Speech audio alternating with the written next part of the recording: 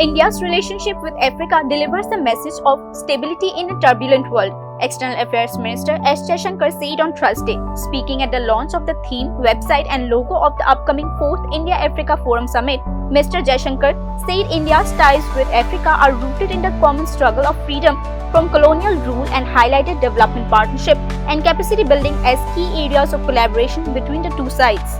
Addressing the curtain raiser event of the summit in New Delhi, Dr. S. Jaishankar said that 17 new diplomatic missions have been opened across the continent, taking the number of missions there to 46.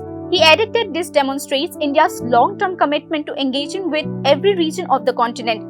The External Affairs Minister also underlined that India has consistently supported Africa's rightful place in global governance. He said that the voice of the Global South must shape global governance in the time to come. The minister said that African nations are key partner in India-led global initiative. Dr. S. Jaishankar also highlighted that India has emerged as one of the Africa's largest trading partner and bilateral investors. News Now.